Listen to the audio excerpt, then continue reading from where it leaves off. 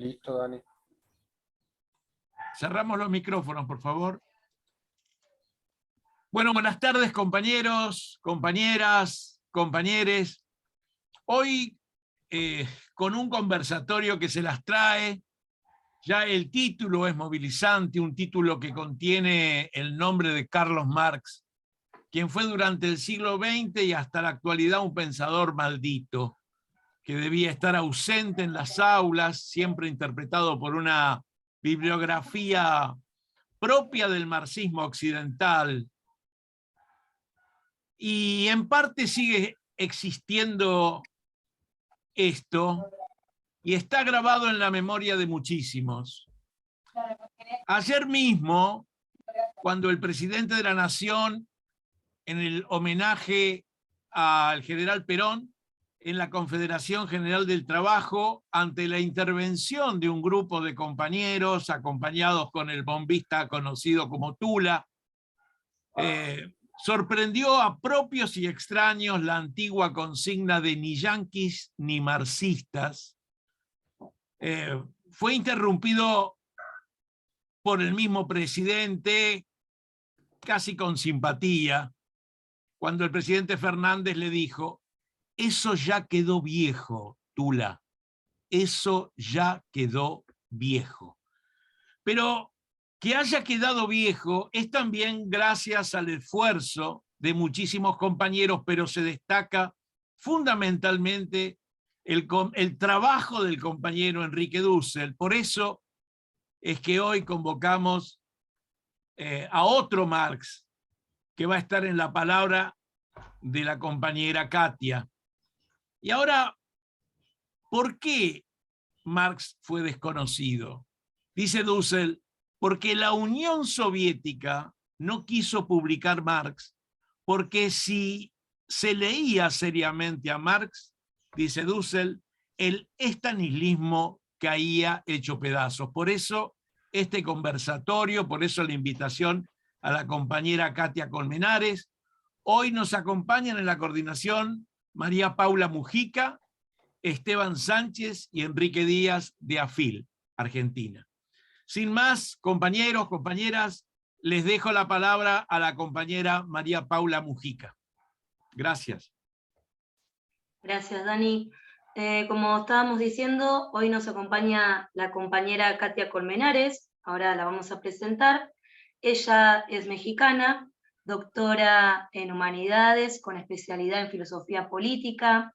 También es responsable de muchos planes y programas académicos que están en el Instituto Nacional de Formación Política del Partido Movimiento de Regeneración Nacional, también conocido como Morena, y es autora también de un libro titulado Hacia una ciencia de la lógica de la liberación, elementos para una crítica de la razón transontológica, que fue publicado en Bolivia. Así que le agradecemos mucho a la compañera que hoy esté con nosotros y le paso la palabra también a mis compañeros.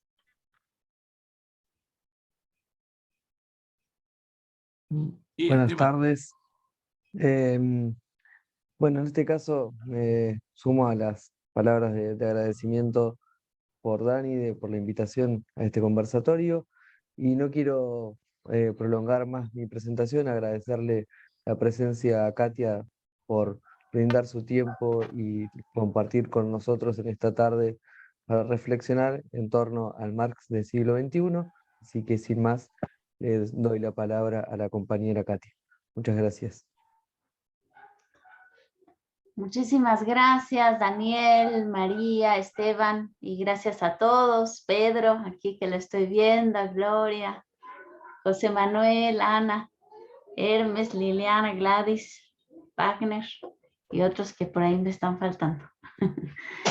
Pues muchas gracias por la invitación. Para mí es un gusto también estar aquí con ustedes y compartir un poquito de estas reflexiones con la idea de visibilizar un Marx que no termina como de llegar, que es el Marx del siglo XXI, y ya estamos centrados en este siglo, y sin embargo todavía no termina de entrar la nueva lectura de Marx, y y esto tiene que ver con que todavía tenemos odres viejos, tenemos recipientes que no han todavía transformado su forma y que necesitamos, bueno, pues trabajar en ello, insistir mucho en la cuestión de que estamos en una nueva época y que a una nueva época pues le vienen nuevas preguntas. Por eso la lectura de los clásicos tiene que ser una lectura renovada, que nos lance a volver a leer los mismos textos, pero con ojos nuevos. Y creo que eso es básicamente lo que ha faltado. Y además con otra novedad, que es la edición del Mega, del Marx Engels Gesamtausgabe, que son las obras completas de Marx y que se están editando en Alemania por primera vez. Entonces, estamos en condiciones de hacer una lectura de Marx como no se había hecho antes, porque no había los textos a disposición. Apenas hace pocos años se terminó de imprimir todo lo que corresponde a la sección 2, el Mega, como le llamamos en cortito, tiene 4 secciones. La primera sección, que corresponde a artículos. Hay muchísimos artículos, me parece que hablaba el coordinador del Mega de alrededor de unos 200 artículos nuevos, es decir, artículos material que no se conoce. Y esto, porque además hay que decir que Marx no siempre publicaba sus textos con su nombre verdadero. Muchas veces los publicaba con seudónimo, ya que era una manera de volver a cobrar por otro artículo, ¿no? En momentos de gran necesidad. Entonces, ya con los estudios filológicos que se han hecho, porque hay ahora especialistas que tienen muy claro cuál es el estilo de escritura de Marx, entonces se han hecho análisis en los artículos de los periódicos de la época y se han ido encontrando todos estos materiales. Entonces, esto es una novedad y bueno, todavía falta que se termine de editar toda esta primera parte. La segunda parte del Mega corresponde a todo lo que Marx escribió sobre el capital. Y esto incluye lo que Dussel diría las 4 redacciones del Capital. La primera redacción corresponde a los Grundrisse, que es, digamos, el laboratorio, decía Dussel, como el lugar donde Marx fue ensayando todas las categorías fundamentales del Capital, donde va a encontrar la categoría de plusvalor, donde va a empezar a utilizar trabajo vivo, en fin, como donde va a encontrar justamente el comienzo y va a definir cuál va a ser el comienzo de la escritura de su obra fundamental. Y bueno, o sea, este es un texto muy complejo, es un texto laberíntico, porque Marx va buscando como hacer un dibujo amplio sobre todo este sistema tan complejo, y de pronto se encontraba él mismo con algunos corredores así como sin salida, y entonces dejaba y volvía a empezar otra parte, ¿no? Entonces como que es un texto fragmentario, pero que nos da una visión panorámica general de los conceptos y sobre todo de las hipótesis básicas, ¿no? A las que va a llegar Marx en sus investigaciones. Después tenemos los manuscritos del 61 al 63. Parte de ellos se ha publicado en español, que son, es lo que conocemos nosotros como la teoría de la plusvalía, pero hay ahí varios textos nuevos, o sea, nuevos en el sentido de que no se conocen, ¿no? En castellano. Por lo menos 3 tomos son desconocidos para nosotros. Entonces, ahí pues todavía queda un buen material para seguir trabajando. Después están los manuscritos del 63 al 65, el Hauptmanuskript, que es donde Marx, digamos, hace un recorrido por lo que serían los 3 tomos del Capital. Es como la única vez que escribe de golpe como todo su proyecto, y del cual se conserva básicamente todo el tomo 2 y el tomo 3. Ahora sí, como escritos por Marx, porque lo que pasó digamos, al español, lo que tenemos, pues es la edición que preparó Engels después, ¿no? O sea, póstuma, y que él elaboró a partir de varios fragmentos. Entonces, el Mega ha hecho toda esta sistematización. Cada uno de los tomos viene con un tomo adicional que se llama el Apagat, es como un aparato crítico en donde se va explicitando, se cuenta la historia del texto, ¿no? Dónde fue encontrado, qué consiste, cuántas páginas tiene, en fin, no sé, como todas las cuestiones más formales, pero también viene un análisis sobre, por ejemplo, en los que tiene que ver con las obras que preparó Engels, se dice de dónde extrajo todos los textos, ¿no? Entonces esto es muy interesante, claro, es un trabajo inmenso, pues filológico, muy, muy preciso, muy académico, pero que nos da una visión pues más cercana a lo que realmente pues Marx produjo. Finalmente tenemos la 4ª edición, que diría Dussel, que es la que prácticamente conocemos, la edición de 1867, y después la última, dice Juan José Bautista, que sería la 5ª edición, que es la 2ª edición que salió corregida por Marx, ¿no? En donde encontramos algunas variaciones, sobre todo en el capítulo 1, que es un capítulo muy importante porque pues ahí estaría como de manera más puntual trabajada la cuestión del método y también de la teoría del fetichismo. Es un texto complejo, pero muy rico, ¿no? Para analizar.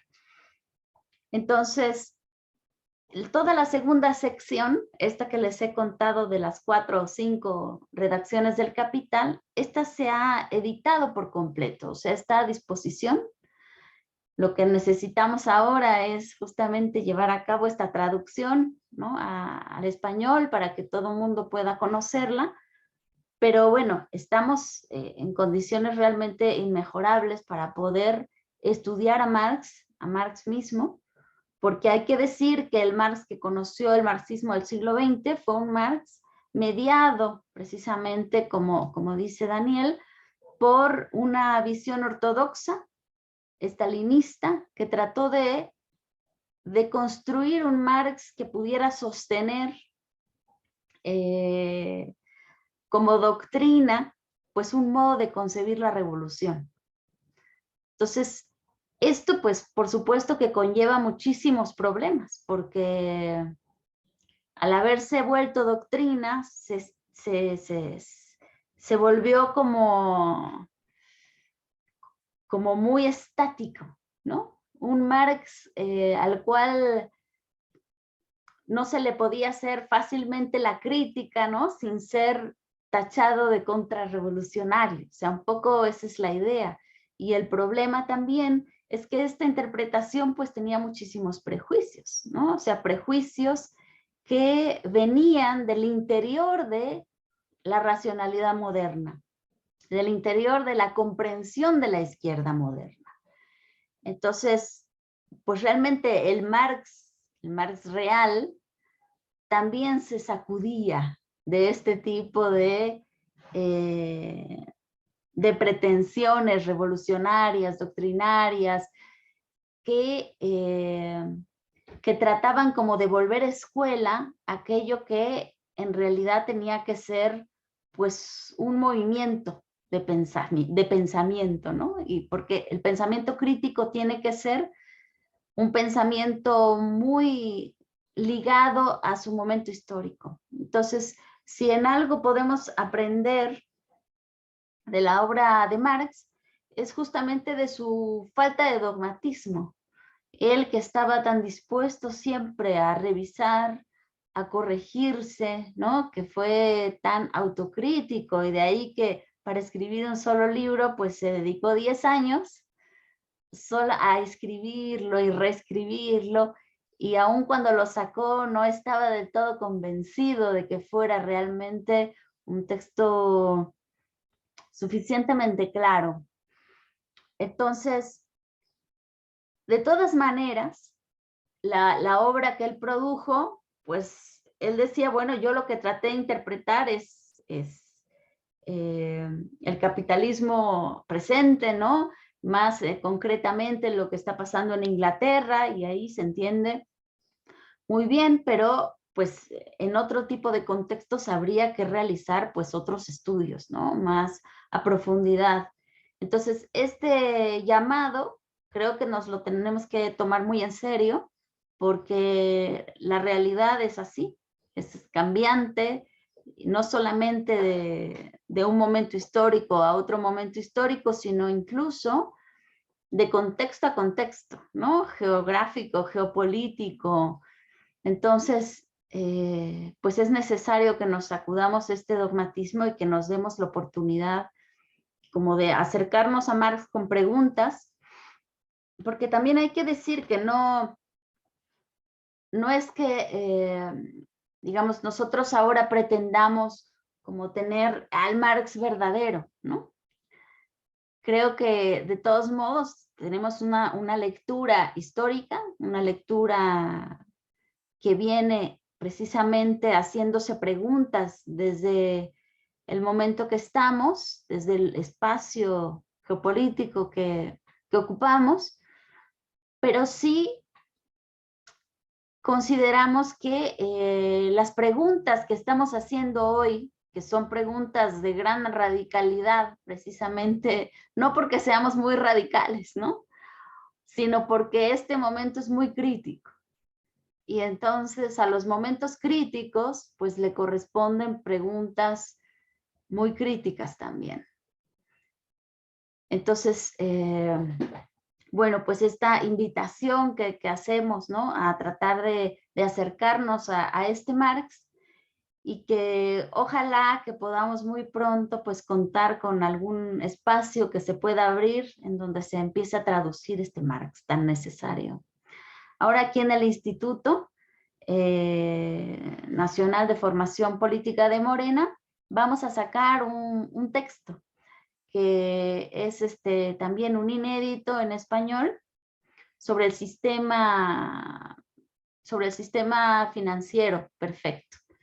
Entonces, eso va a ser dentro de muy pocas semanas, ya está casi listo, y va a salir de manera gratuita para que pueda circular pues por todo lado.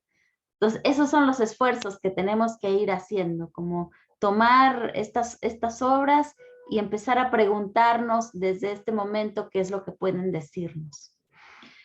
Entonces, bueno, esto es lo que diría en un primer momento.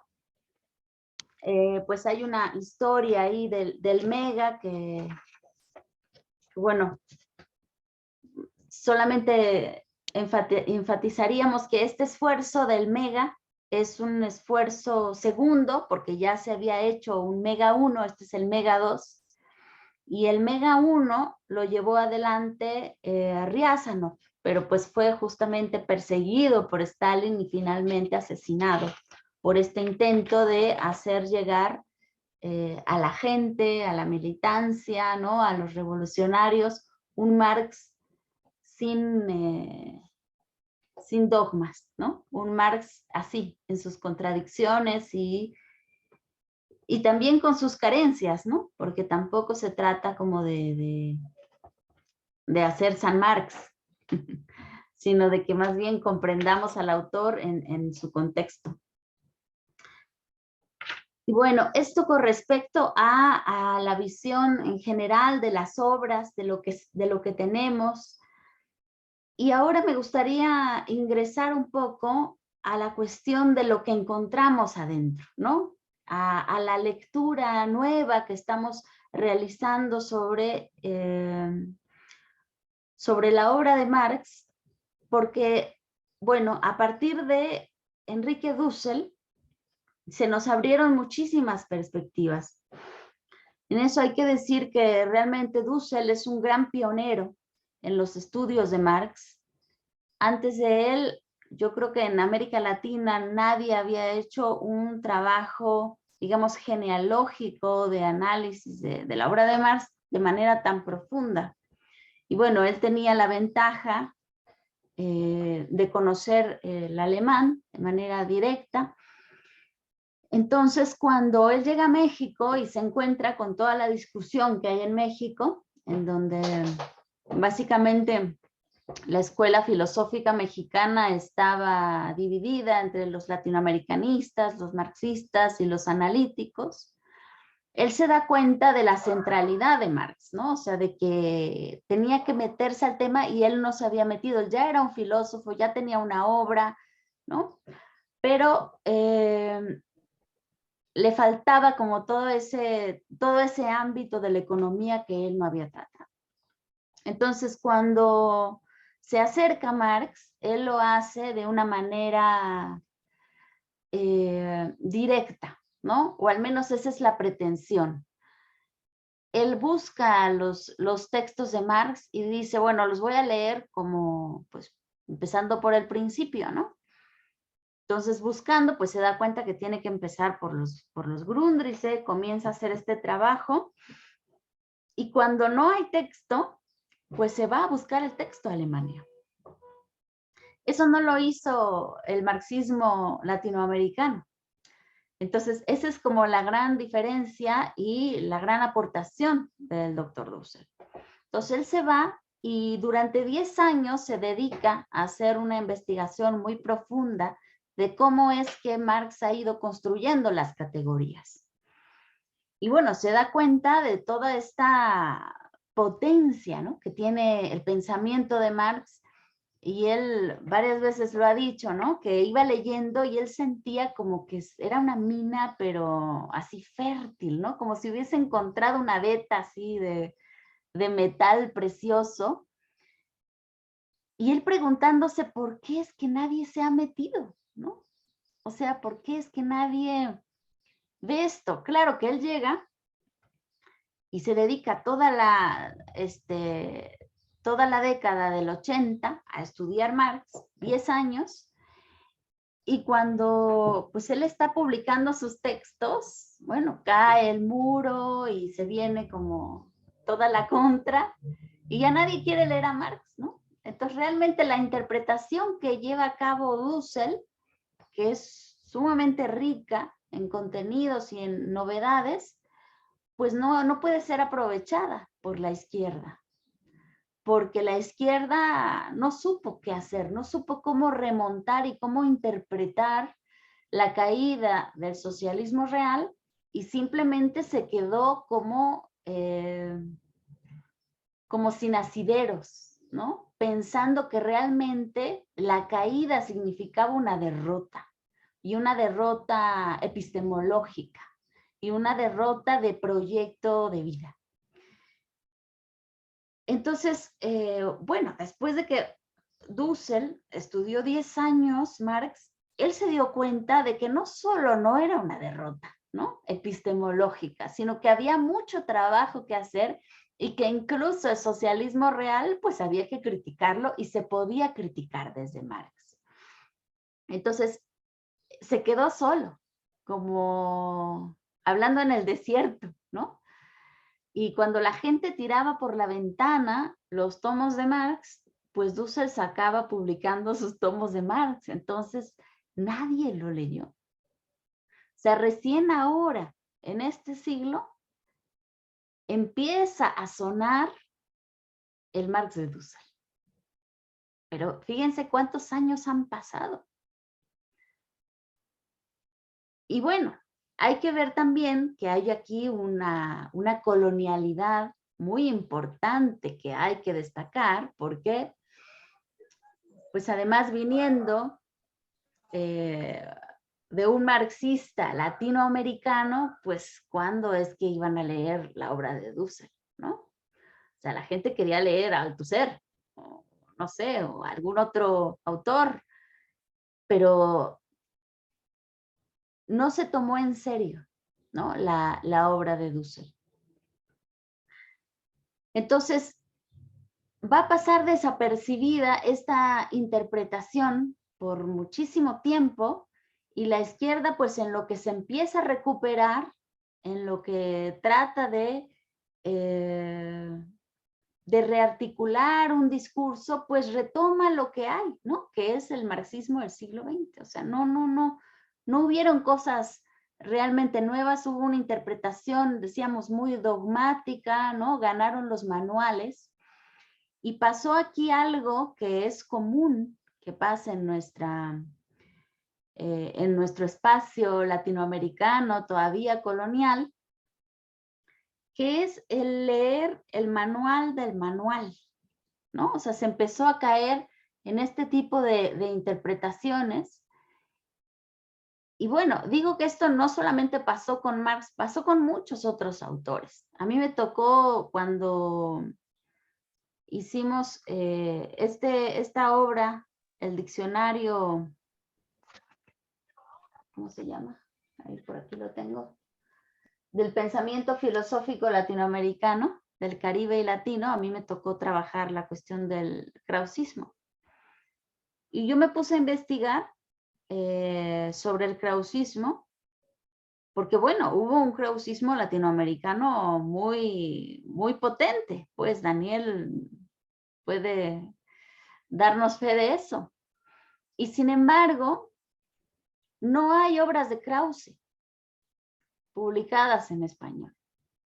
¿Cómo puede ser eso posible? ¿Cómo puede ser que tengamos un krausismo latinoamericano y no tengamos obras de Krause? Pues eso es un poco lo que pasó también con Marx, ¿no? O sea, tuvimos un marxismo, pero Marx estaba un poco en el olvido. O sea, se hizo doctrina, se hizo escuela. Entonces, así como Krause fue leído por otro autor, y este autor escribió un libro sobre filosofía del derecho. Ahorita no me acuerdo bien los nombres. Tibergen creo que se llama. Y luego esta persona dio clases, ¿no? A otra persona, y esta otra persona escribió otro manual, ¿no? Que hablaba del manual del primer alumno de Krause, y después esta persona que era español fue leído en América Latina, y entonces nos llegó el krausismo, o sea, de 3 generaciones. O sea, quién sabe qué habrá dicho Krause, porque ya era como el manual del manual del manual. Y quería yo buscar, hay una cita que tiene Juan José, la voy a buscar, después se las hago llegar con Daniel. Es una cita que encontró Juan José, y es justamente de un marxista, ha sido un marxista renombrado, ¿no? Y todo, y que está diciendo cómo operaban en el partido, ¿no? Y decía, bueno, tal persona leyó a Marx, ¿no? Y esa persona escribió un texto, escribió un manual, y luego la otra persona tomó el manual, y al manual le hicieron otra versión más fácil porque era difícil, ¿no? Y después la otra persona dijo, no, vamos a hacerlo más simple todavía, ¿no? Entonces, tesis 1, tesis 2, y entonces ya, o sea, la quinta generación de manual, pues quién sabe qué estaban diciendo ya de Marx, ¿no? Y entonces eso fue muy común. Y sigue siendo muy común. O sea, estamos más acostumbrados a leer los autores por los manuales o por los comentaristas que entregarnos realmente una lectura detallada, y entre todos, ¿no? Porque además yo creo que si tratamos textos difíciles, hay que tratarlos en seminario y entre todos, y tratando de ir complementándonos en la lectura. Eso es por lo menos como lo que nos enseñó también a hacer el maestro Dussel, que siempre Cada vez que tenía una gran obra que hacer, a mí me tocó participar de la política de la liberación, ¿no? Desde el primer tomo.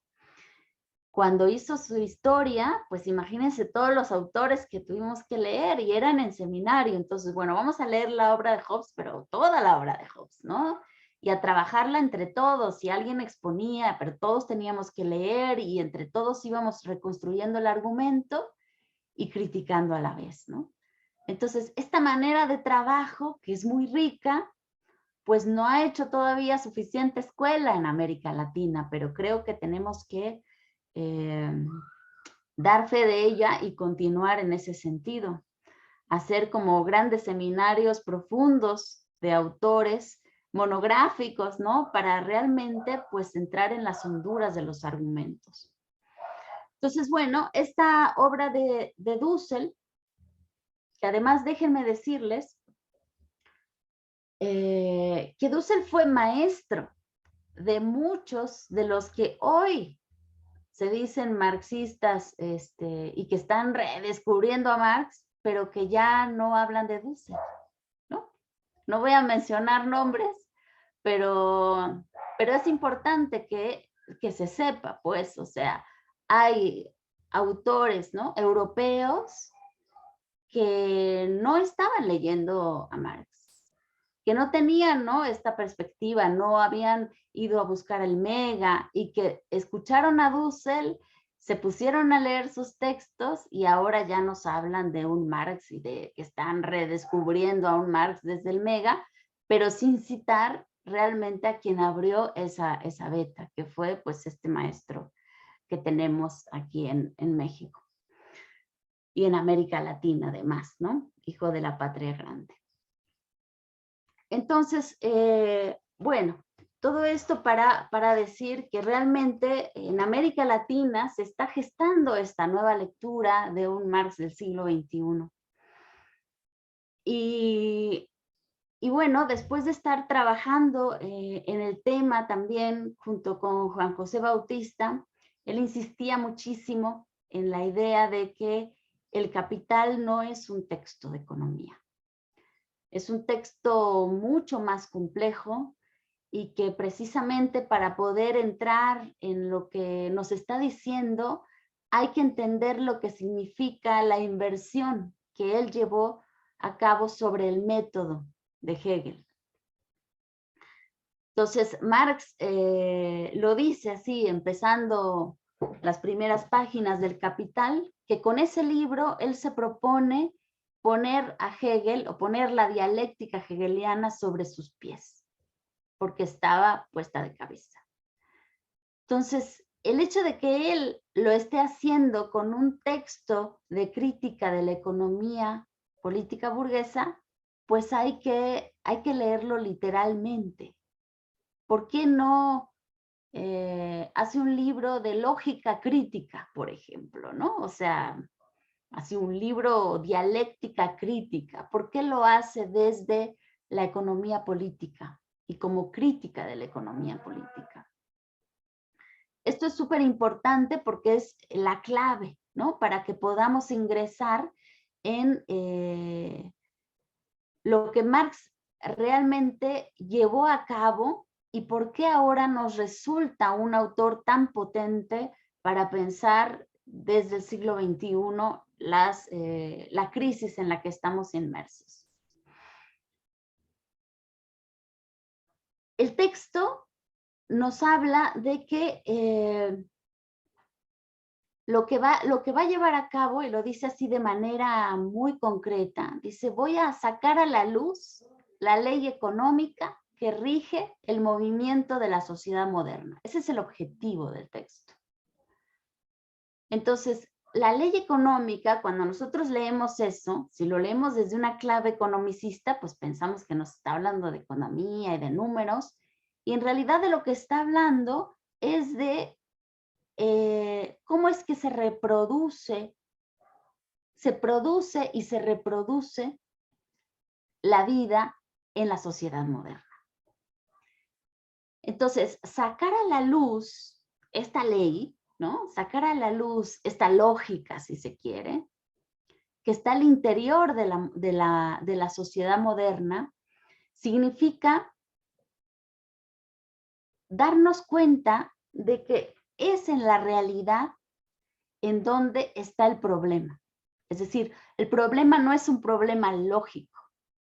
El problema es que se ha reproducido la vida de una determinada manera y esta manera de reproducir la vida ha producido una sociedad.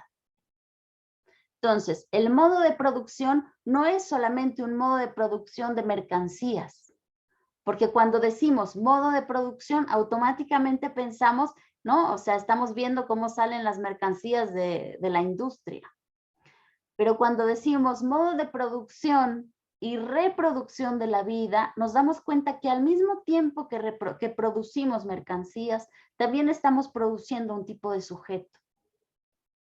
Y este sujeto es, primero, el consumidor de estas mercancías, porque si no, no se puede reproducir el sistema, ¿sí? Se requiere producir también al consumidor, pero también se requiere producir al sujeto que va a sostener este modo de producción. Entonces, es una producción objetiva y es una producción subjetiva. Pero esta producción subjetiva y objetiva se da en el ámbito de la realidad, se da en el ámbito de las relaciones interpersonales, que van a ser en este modo de producción relaciones cosificadas. Entonces, aquí viene como una de las grandes claves que Dussel es, digamos, el primero que la señala y que Juan José Bautista, digamos, la profundizó de una manera que realmente ahora sí se vuelve todo claro. Dice Dussel, cuando Marx habla de relaciones sociales, se refiere a relaciones en las cuales ya hay una cosificación, o sea, un individuo toma a otro como mediación para sí mismo, o sea, no lo toma como fin en sí mismo, sino que lo instrumentaliza para él mismo reproducirse. Entonces, cuando hablamos de la sociedad moderna, podemos entonces darnos cuenta que es una sociedad en donde continuamente se da el proceso de cosificación. El modo de producción capitalista produce sociedad moderna, ¿sí? Este es como una de los temas centrales. El modo de producción capitalista produce sociedad moderna porque necesita ese tipo de entramado social. Necesita que haya gente que se cosifique. Necesita que haya gente que no tenga nada, dice Marx, ¿no? Que sea pobreza absoluta, que esté con lo único que tenga, ahora sí que la mano adelante y atrás, como decimos aquí en México, que sea pobreza y que solo tenga su fuerza de trabajo para vender. Entonces, ya no tiene comunidad, por eso es individuo, y entonces está ahí, o sea, como en la competencia, ¿no? En la competencia con todos los demás y viendo al otro también como un enemigo público, porque todos están en esa lógica, ¿no? Entonces, el modo de producción capitalista necesita este tipo de individuo solito, sin comunidad y sin propiedad de la tierra. Y este individuo solito que entra en competencia, que se vende porque no tiene otra manera de reproducir su vida y que además se pone a sí mismo como mediación del capital, o sea, también se enajena a sí mismo, o sea, le entra al modo de producción capitalista cosificándose, ¿no? Porque no tiene otra manera de poder vivir. Entonces, si en el trabajo, como también lo señala Marx, el trabajo es, digamos, una actividad propiamente humana. O sea, el ser humano es un ser que trabaja, es condición humana. Es la manera en la cual el ser humano metaboliza para poder vivir. Transforma la realidad, transforma la naturaleza para poder, ahora sí, producir digamos, un valor de uso que pueda consumir. Entonces, este trabajo, que es condición humana, es también posibilidad de crecimiento, es posibilidad de desarrollo. Y entonces el ser humano cuando trabaja desarrolla sus capacidades, sus posibilidades, ¿no? Se amplía su subjetividad. Ese es como el trabajo visto como trabajo, o yo digo como trabajo humano. Este trabajo, además, dice Marx, produce excedente. El ser humano no solamente es capaz de producir lo que consume, sino que puede producir un excedente. Y esto es algo que le es dado por la vida. O sea, no es que sea ahí una magia, pues, ¿no? O sea, la naturaleza tiene esa misma pulsión porque no es autorreproductiva, sino que cada uno de los elementos de la naturaleza se reproduce y reproduce el medio en el que se vuelven. Un ser orgánico pues se vuelve a reintegrar a la tierra, nutriendo otro tipo de vida. En fin, hay siempre como esta sobrealimentación, ¿no? de la naturaleza por sí misma, y el ser humano también tiene esa capacidad de producir más de lo que consume.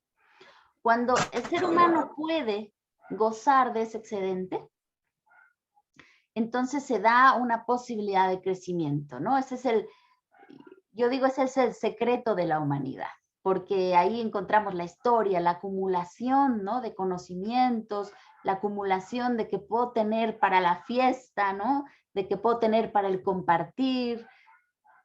Entonces, este excedente da muchas posibilidades. En el capitalismo, el excedente no es para quien trabaja. El excedente le es extraído por el dueño de las fuerzas productivas, que es el capitalista. Entonces, este excedente va a pasar al capitalista como el dueño, va a pasar al capitalista, perdón, como la ganancia, ¿no? O sea, se va a hacer dueño de este excedente y de esa manera el trabajo, que podía ser una posibilidad de desarrollo en el ser humano, en el capitalismo se invierte. Entonces, el ser humano ya no se puede desarrollar como humano, sino más bien en cada giro productivo comienza un proceso de deshumanización y de embrutecimiento, porque se le va convirtiendo poco a poco en una palanca de propulsión. O sea, no hay un desarrollo de posibilidades, de capacidades, y además el producto de su trabajo, él no puede gozarlo, ¿no? Se le da siempre disminuido. Entonces está en la mera sobrevivencia, ¿no? el trabajador. Pero al mismo tiempo está en la mera sobrevivencia cosificado y también al interior de un modo de comprensión en donde no hay otra salida que cosificar a otro. Entonces, de alguna manera, digamos, el explotado también desarrolla, ¿no? esta capacidad de explotar a su vez. O sea, es una dominación que se va a reproducir porque es la subjetividad, ¿no? La que está ahí detrás operando. Entonces, se da una inversión de la realidad, porque ya no es el ser humano, ¿no? el que produce la realidad, el que produce el valor y el que goza de su trabajo, sino que ahora es el capital que usa al trabajador como una mediación, o sea, como parte de los instrumentos del trabajo, y lo pone como cosa al interior del proceso.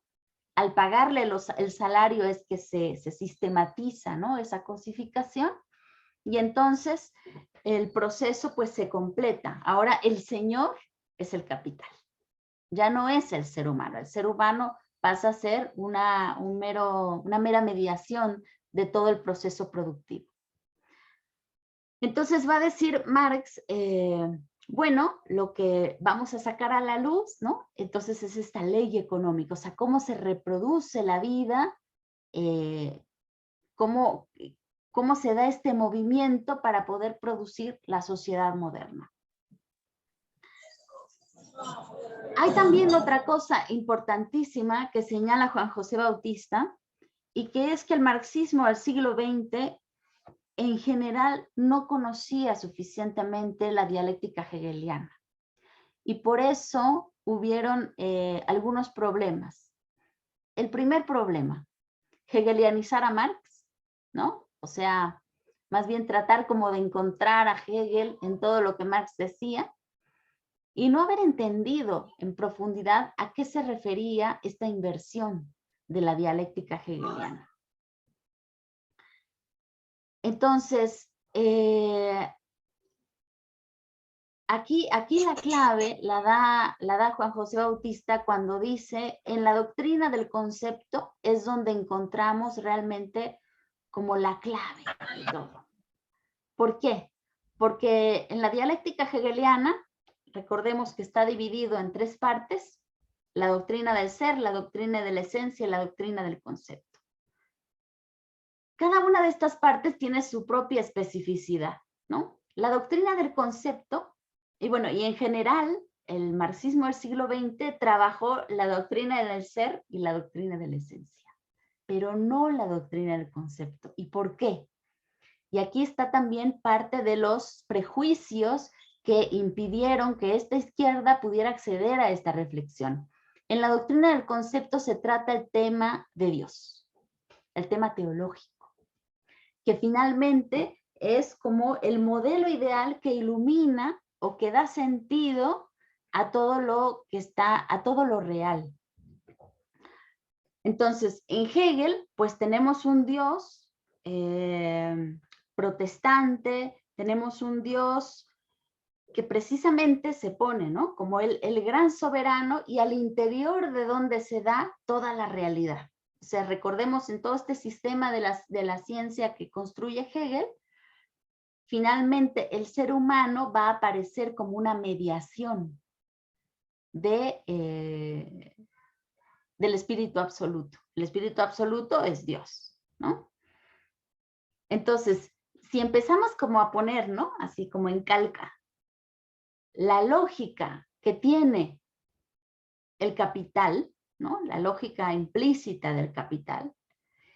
Y si vemos y le ponemos al lado la lógica de Hegel, vamos a ver analógicamente grandes similitudes.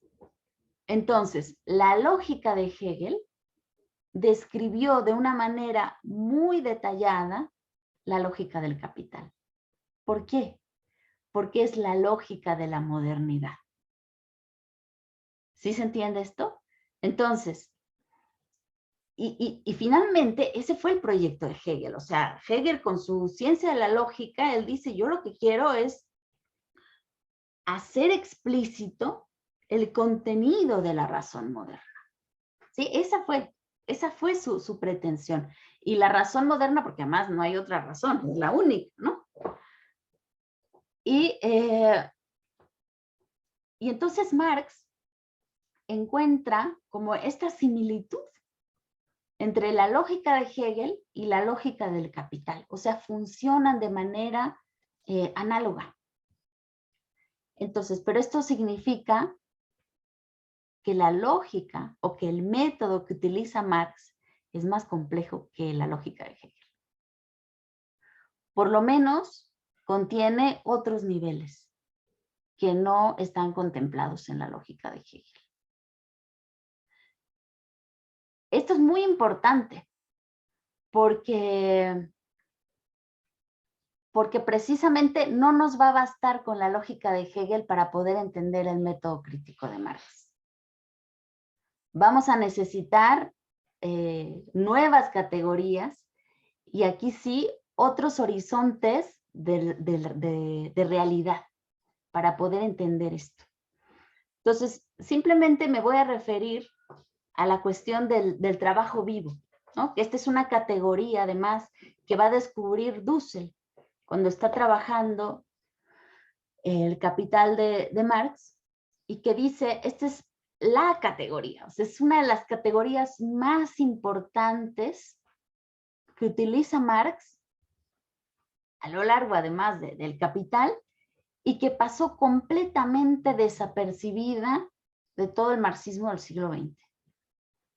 Trabajo vivo se refiere al trabajo, pero en esta dimensión que tiene el ser humano como capacidad creadora de valor.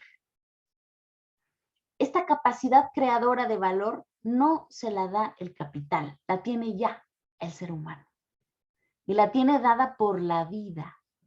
Entonces, la dimensión, digamos, de la reproducción de la vida es una dimensión que está más allá de la lógica hegeliana.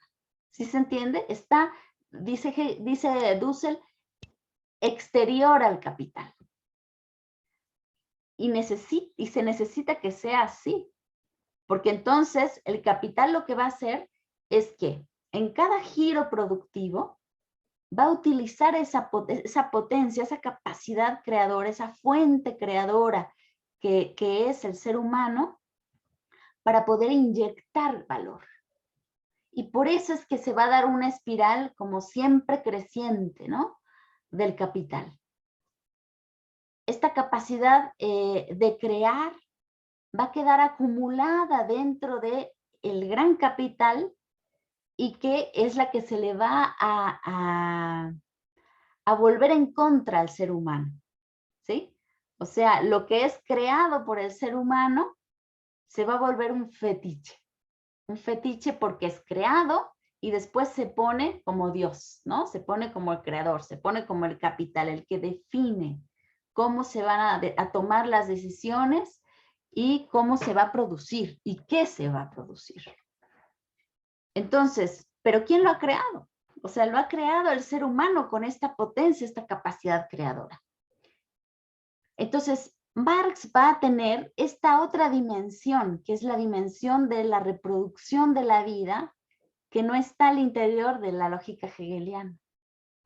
Y por eso, en el análisis que va haciendo de las categorías de la economía política, cada una de estas categorías la va a ir hilando, ¿no? La va a ir hilando hacia la vida.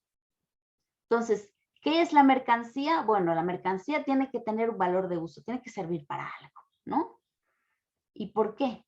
¿Por qué? Porque el ser humano tiene necesidades, ¿sí? Necesidades vitales. Dice Marx, ya sea del estómago de la fantasía, pero necesidades vitales. Entonces ahí tenemos la vida como contenido. Pero además la mercancía se puede intercambiar. Se intercambia con otras, ¿por qué? ¿Qué es lo que está común? Lo que se pone en común, lo que se intercambia es el tiempo de vida del trabajador que sea coagulado o que sea objetivado en tal producto, que después llega al mercado como mercancía. Entonces, otra vez, es la vida, ¿no? La que le da el contenido y que después se intercambia. Entonces, el modo como va hilvanando, ¿no? Todas estas categorías de la economía política va a ser por la vida. Es decir, esta dimensión que no va a tener Hegel, porque Hegel va a hacer un pasaje de un concepto, ¿no? A otro concepto, sin exterioridad. Y eso es un poco, esa es la lógica del capital, ¿no? O sea, para el capital no hay contradicción, o sea, es el capital el que pone como todas las mediaciones y yo soy quien le da, el que paga los medios de producción, yo soy el que paga el salario, o sea, y más bien al final del proceso productivo como milagro, ¿no? Por la cuestión por el riesgo de la inversión, me resulta una ganancia, ¿no? Pero eso es un milagro cotidiano, un milagro. Entonces decía Marx, ¿pero por qué? O sea, ¿por qué hay unos que se van haciendo más pobres y otros que se van haciendo más ricos? O sea, ¿dónde está el misterio, ¿no? Del enriquecimiento y del empobrecimiento? Entonces él se da cuenta que el misterio está porque no se le paga lo que produce. O sea, que esa inyección de valor que es su vida, en realidad no la paga nunca el capital, sino que la extrae. Es como como un vampiro, ¿no? Que va succionando, dice Marx. Entonces, esta exterioridad, y eso lo dice Dussel, ¿no? Él habla de exterioridad como para mostrar estos distintos planos, estos distintos niveles. Es sumamente importante para poder entender el método de Marx y también para poder interpretarlo de una manera mucho más crítica, o sea, porque Marx tiene esta comprensión crítica del capitalismo porque él logra, o sea, es capaz de ir y encontrar como la salida, o sea, encontrar lo que está oculto, lo que invisibiliza el modo de producción capitalista. ¿Y qué es lo que invisibiliza? Invisibiliza un circuito, dice Hinkel, estas son palabras de Hinkelhammer, pero creo que es muy pertinente porque dice, invisibiliza un circuito natural de la reproducción de la vida. O sea, si la economía existe, es porque queremos vivir y porque producimos para vivir. La política existe porque tenemos que ponernos de acuerdo en cómo vivir, ¿sí? Entonces, finalmente, la vida es la que está ahí detrás. ¿Para qué hacemos ciencia? Para conocer el mundo que vivimos, para vivir. O sea, el gran olvido, el olvido sistemático de la filosofía moderna es la vida. Y esto es, digamos, lo que deja ver Marx en El Capital. Y a partir de ahí, nosotros empezamos como a encontrar, ahora sí, como dice Dussel, ¿no? Es una mina. Esta es una mina pero de una creatividad que nos puede venir a revolucionar completamente todo lo que hemos conocido. Entonces, este es un Marx que realmente nos permite avanzar en el proceso de descolonización que estamos llevando a cabo desde América Latina, ¿no? Y desde muchos otros lugares también, en donde se tienen otro tipo de perspectivas y que además están muy ancladas en la vida. Entonces, bueno, si quisiéramos, por ejemplo, como reforzar un poquito esta idea, a esto se refería Marx cuando hablaba de la 11ª tesis de Feuerbach, ¿no? Que todo el mundo repite, ¿no? Que es que la filosofía se ha dedicado a interpretar el mundo, pero de lo que se trata es de transformarlo. O sea, el transformarlo, a eso se refiere él con su crítica de la economía política burguesa. O sea, porque significaba mostrar dónde estaba el robo, dónde estaba la injusticia. ¿Para qué? Para que tomando conciencia, entonces pongamos la realidad sobre sus pies, para que venga el trabajador y no diga quiero un aumento de salario, sino más bien hay que abolir el salario, ¿no? O sea, hay que abolir el sistema como tal. No se trata de cambiar una partecita, ¿no? Otra más, sino más bien se trata de transformar el modo como estamos reproduciendo la vida, porque este es un modo de producir la muerte, en realidad.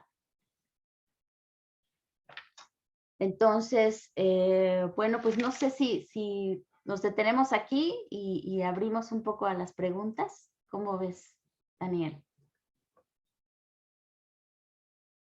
Sí, como quieras, Esteban y Henry, si hay algunas preguntas ya.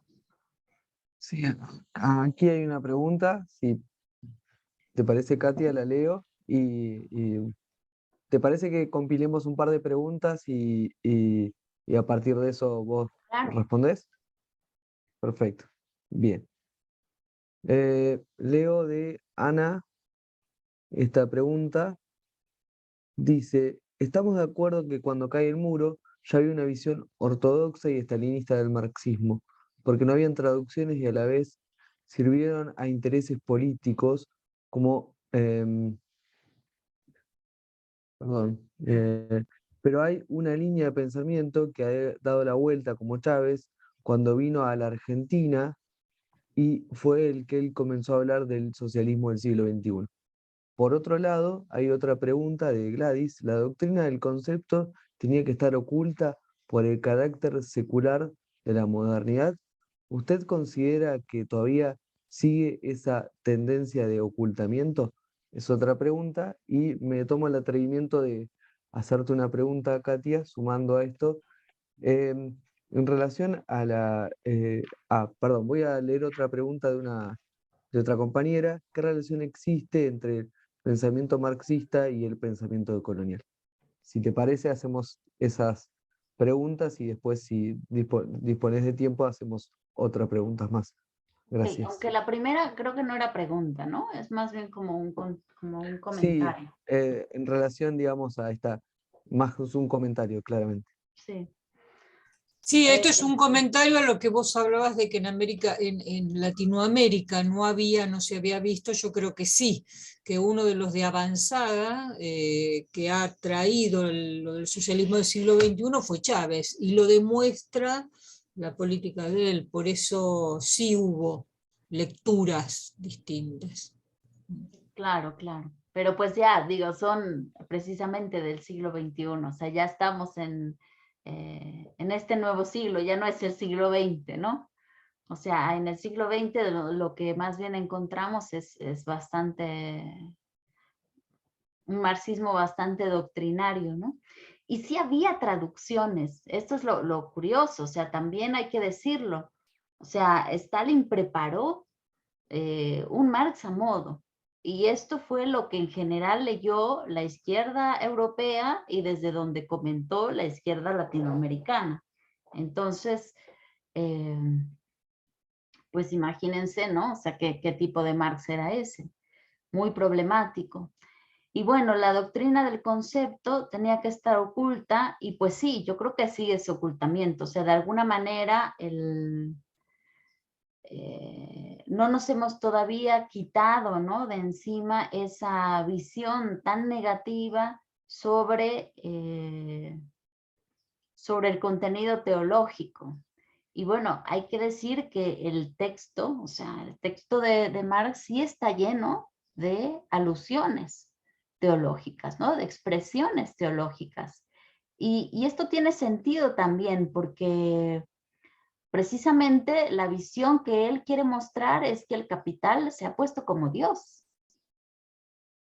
Y si no entendemos eso, entonces tampoco vamos a entender cómo revertirlo. ¿Por qué? Porque cuando decimos que se ha hecho como Dios, también tenemos que tener en cuenta cuál es el contenido de ese Dios. ¿Cómo se representa ese Dios? ¿Cómo es que ese Dios produce a imagen y semejanza a un ser humano? O más bien al revés. ¿Cómo es que el burgués produjo un tipo de Dios que era hecho a imagen y semejanza suya?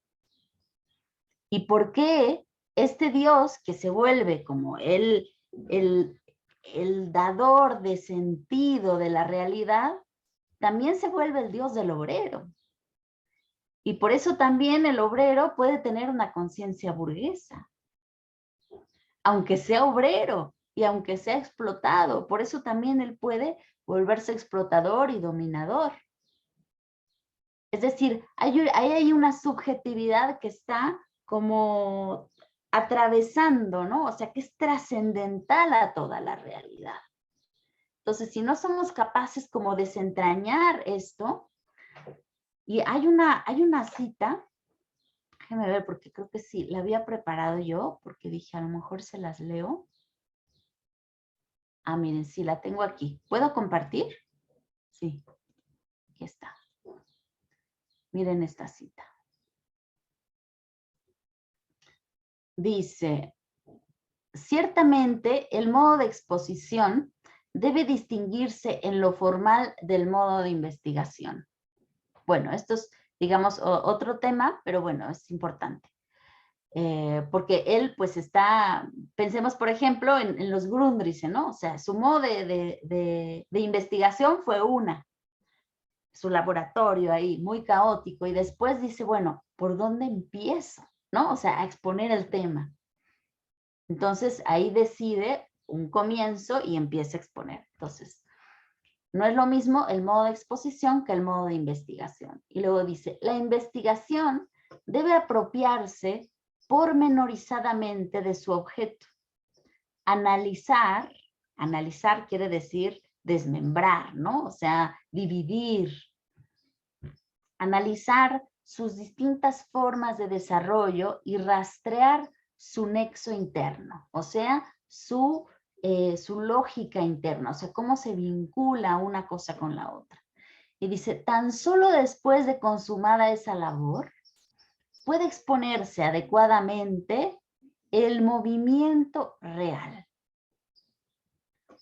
Si esto se logra y se llega a reflejar idealmente la vida de ese objeto, es posible que al observador le parezca estar ante una construcción a priorística. Entonces, pongamos aquí la atención, por ejemplo, en esta idea, ¿no? De reflejar. Para Marx, la ciencia refleja, o sea, la ciencia es como un espejo. Yo pongo un espejo para ver algo. Y ese espejo me va a mostrar algo, pero el espejo es el espejo. El espejo no es la realidad, ¿sí? La teoría, el pensamiento no es la realidad. Aquí se distingue de Hegel de una manera brutal. O sea, porque para Hegel la realidad es el pensamiento, ¿sí? Entonces, para Marx no, o sea, aquí ya tenemos una visión completamente distinta de ciencia. Pero además, fíjense esta expresión, dice, se llega a reflejar idealmente la vida de ese objeto. Reflejar idealmente significa hacer explícito el contenido ideal. El contenido ideal es el contenido de Dios en última instancia. O sea, el Dios que está detrás de este objeto. ¿Sí? Aquello que lo mueve y por lo cual se explica este objeto. Entonces, la mercancía, que es un objeto en concreto que tengo ante los ojos, solamente se explica si logro explicar lo que es el capital. ¿Sí? Si no, no puedo hacer explícito lo que es la mercancía capitalista. Entonces, tengo que llegar como a hacer una exposición de la totalidad del sistema, de la totalidad de ese contenido, para ver en el ahí de ese objeto su lugar, ¿sí? Su sentido profundo. Entonces, el método o sea, sigue muy de cerca lo que Hegel hace, pero en un sentido crítico. O sea, por eso para él es tan importante, o sea, como mostrar el horizonte trascendental que está detrás del modo de producción capitalista. O sea, finalmente, el Dios burgués. Y para esto les voy a poner otras dos citas que creo que terminan de completar la idea. Aquí está. La primera es una cita de Marx y la segunda es de Hinkelhammer. Dice, conviene estudiar en detalle estos asuntos para ver en qué es capaz de convertirse el burgués y en qué convierte a sus obreros. Allí donde le dejan moldear el mundo libremente a su imagen y semejanza. O sea, esta es una alusión directa de la Biblia. ¿Quién produce a imagen y semejanza? Dios produce al ser humano a su imagen y semejanza. Pero aquí el contenido es el burgués.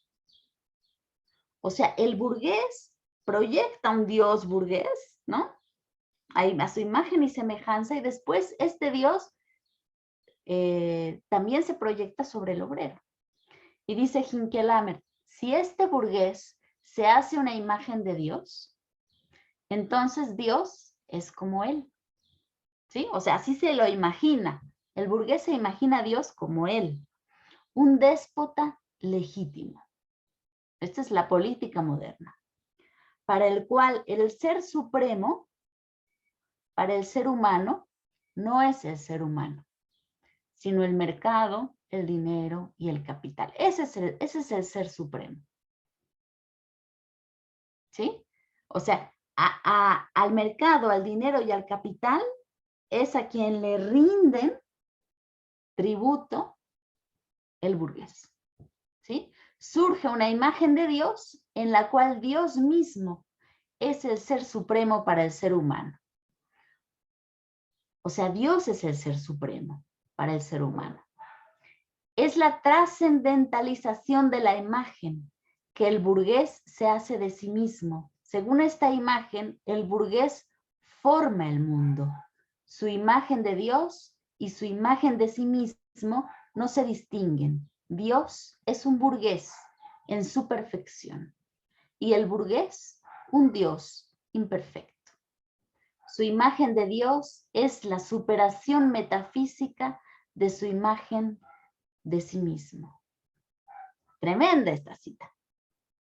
Tremenda. Porque además, y aquí es donde viene la crítica de Marx, ¿no?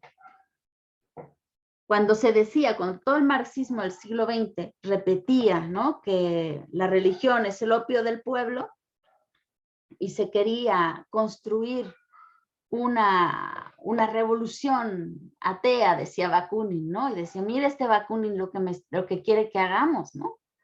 O sea, que el partido se vuelva una asociación de ateos. Decía, no. O sea, el problema no es la religión como tal. O sea, hay religiones de dominación y hay religiones de liberación, ya lo podemos decir ahora. Y entonces, cuando el ser humano es un ser despreciable, dice Hinkelhammer, ¿no? Y cuando el ser supremo se vuelve Dios y yo puedo sacrificar a mi hermano, sacrificar al ser humano para cumplir a otro Dios, que es el capital, el dinero, ¿no?, el mercado, eso es un fetiche. Ahí se ha dado la inversión, ¿ven? O sea, se ha puesto al capital como el ser supremo. La religión verdadera sería entonces, si quisiéramos ver el lado contrario, aquella en donde el ser humano es el ser supremo para el ser humano. O sea, donde cumplir el mandamiento sea hacer justicia al otro. Si hago justicia al otro, si el ser supremo se vuelve ese prójimo que está en una condición desigual, y es prójimo porque yo me hago prójimo. Yo me le acerco. Y por eso el texto dice hacerse prójimo. El problema no es que él sea prójimo, sino que yo me haga prójimo. Entonces, si puedo yo, digamos, santificar esa relación humana, pues ahí ya la religión, si tienes o no tienes religión, si cumples ese mandamiento, ya estás, ¿no? Ya estás en el reino, pues. Pero bueno, ya me extendí bastante con esta pregunta, pero me parecía importante como un poquito mostrar esta dimensión de la doctrina, el concepto, lo que nos saca a la luz. O sea, es el concepto de Dios en donde está la clave para poder iluminar con sentido, ahora sí como toda la lógica. Porque ahí es donde se amarran, ¿no?, todos los conceptos. Dice Hegel, el ser es ser porque tiene idea, ¿no? O sea, porque contiene una idea. Y esa idea es dada por la idea absoluta. Y bueno, la última pregunta dice ¿qué relación hay entre el pensamiento marxista y el pensamiento descolonial? Bueno, el pensamiento marxista depende de qué marxismo, ¿no? O sea, decíamos el marxismo del siglo XX fue justamente un marxismo colonial, ¿no? Moderno, eurocéntrico, y es lo que hay que superar. Entonces, pensando en un marxismo del siglo XXI, yo creo que ese sería justamente el marxismo que habría que producir, un marxismo descolonial. ¿no? ¿Y por qué descolonial? Porque se trata de colocarse no en el lugar de la modernidad para poder analizar los temas, sino en un nivel trascendental, que es el circuito natural de la reproducción de la vida, diría Hinckelammer. Desde ahí es de donde vamos a criticar.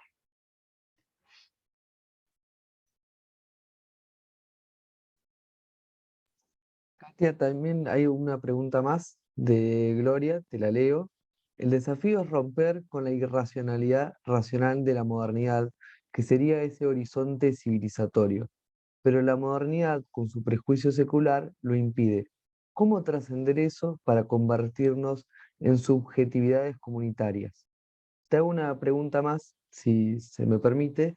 Con respecto a esta dimensión teológica de la trascendentalidad inmanente que mencionabas, ¿qué aspecto se puede destacar tanto de la propuesta de Dussel con respecto a la lectura de Marx, como en el caso de Hinckelammer, de la importancia que tuvo la crítica teológica en Marx? Si podrías comentar algo al respecto. Sí. Bueno, aquí la pregunta que hace Gloria, pues es una pregunta súper potente. Yo creo que si la respondemos, ya estamos, ¿no? O sea, yo creo que justo ese es el tema y lo que nos estamos preguntando, ¿no? O sea, ¿cómo poder detonar, ¿no? este proceso de transformación de la subjetividad? Y bueno, yo aquí lo que creo es que necesitamos de alguna manera religarnos, o sea, religarnos con la naturaleza y religarnos con la comunidad que necesariamente ya traemos en la carne. O sea, porque no se trata como de, digamos, de producirla en el ámbito solamente como del pensamiento, sino de empezar a transformar nuestra vida en concreto. Es decir,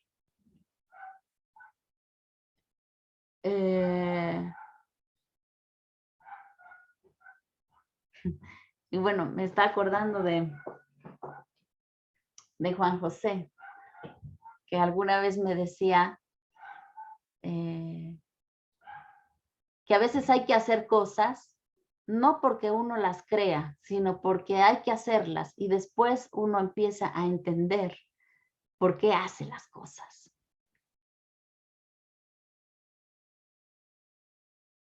Por ejemplo, normalmente no estamos acostumbrados en la modernidad a relacionarnos con la naturaleza como madre. Cuando comemos algo, no pensamos eso, pero estamos de alguna, es como si estuviéramos mamando la chichi de la mamá, ¿no? Pero de alguna manera hay que ponerse en esa situación, o sea, existencialmente.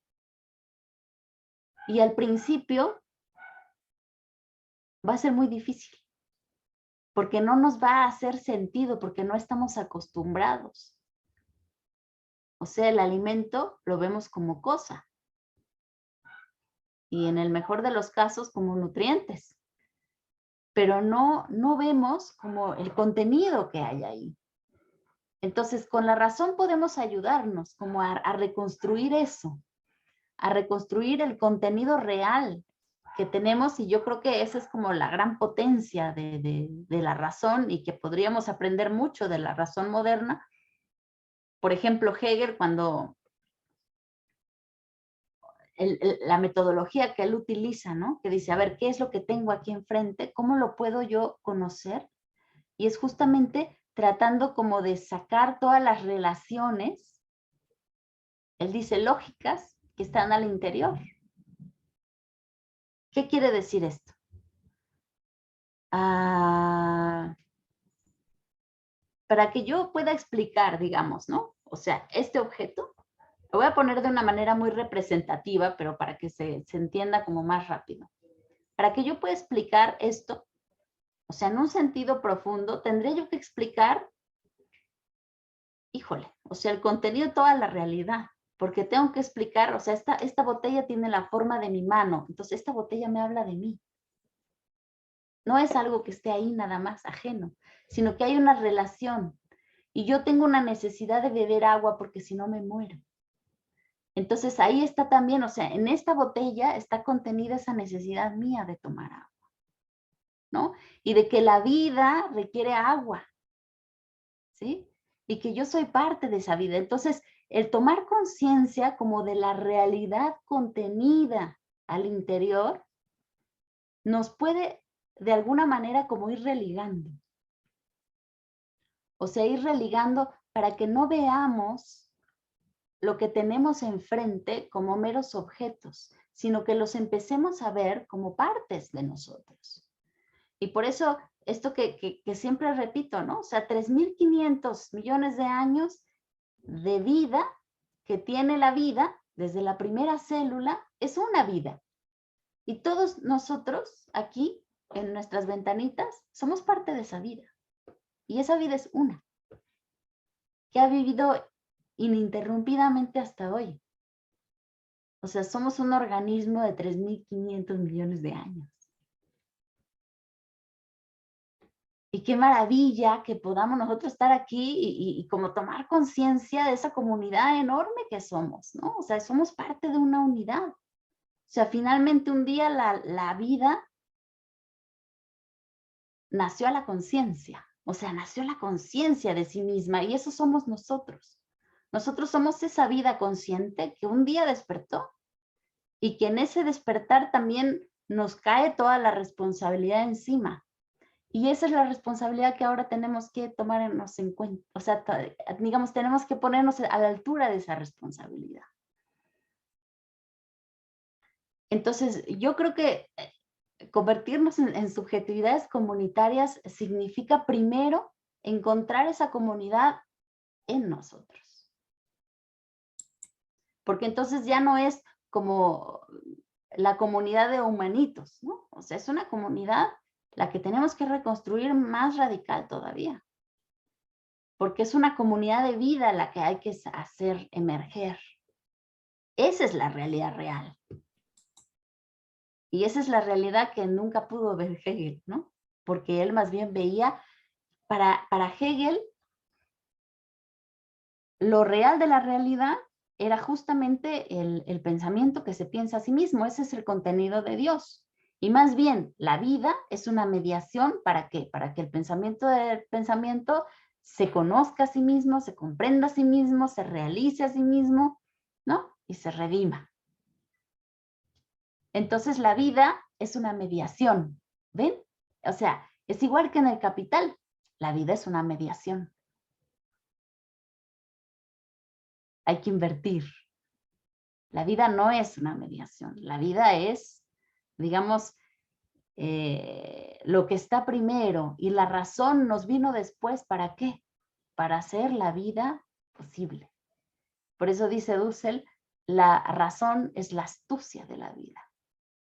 No tenemos garras ni dientes, tenemos una razón, pero no solamente para vivir cada uno de nosotros nuestra vidita, sino que tenemos una razón para que tomemos conciencia de esa vida que somos, comunitaria, y nos hagamos cargo. No sé si te respondí o te dejé con más preguntas, Gladys. Gloria. ¿Y la otra pregunta era? Y la otra pregunta era sobre el valor que tiene la crítica teológica en la obra de Marx y en autores como Dussel y Hinkelhammer. Sí, pues yo creo que es central. O sea, yo creo que hay que entrarle al tema de manera muy profunda, o sea, sacudirnos el secularismo e ingresar, porque finalmente en ese ámbito, en el ámbito de lo ideal, en el ámbito de lo trascendental, es donde se están dando las verdaderas batallas.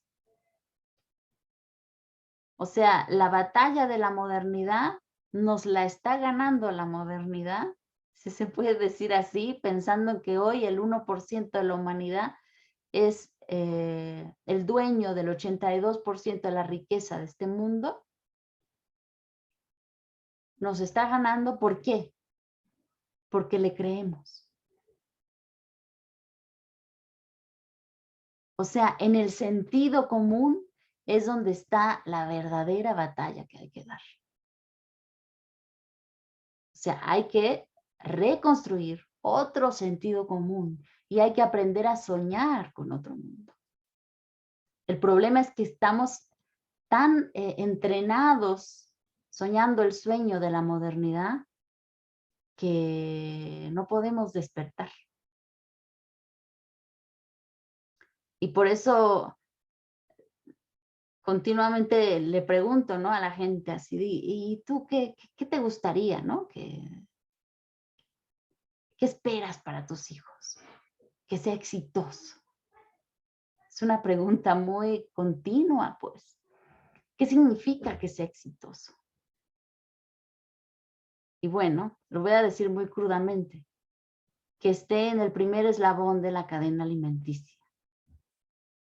Eso significa ser exitoso. Significa ser el más dominador. Significa entrarle en esa cadena.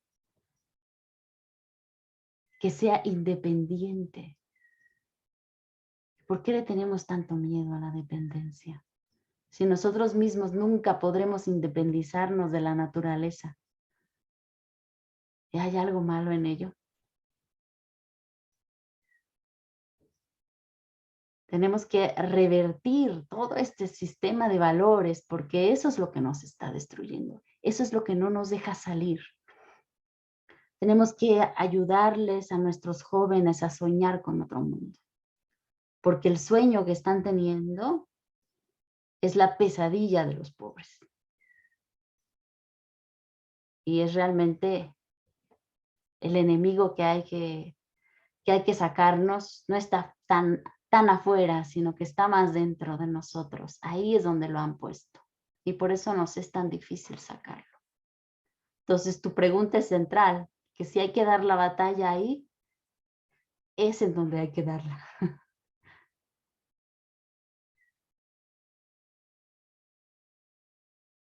Bueno, si no hay más preguntas, Katia, te agradezco por tu tiempo, por esta reflexión que nos deja pensando a todos y a todas, y le doy la palabra a Dani.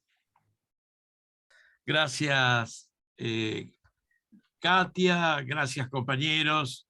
Muy rico, muy necesario. El tema de Marx siempre estuvo, como dijimos, en un lugar, en un no lugar. Entonces, es muy necesaria esta palabra distinta, otra, de alguien como vos, que sos una especialista, y para nosotros es un gran gusto haberte recibido, haber estado un rato con nosotros. Esperamos que no sea la última vez, Katia. Y bueno, a todos, muchísimas gracias. Le brindamos un aplauso a Katia y nos vemos el 30 con la compañera Karina Ochoa. Gracias, Katia. Un abrazo. Muchas gracias. Brillante, Chao, gracias. brillante.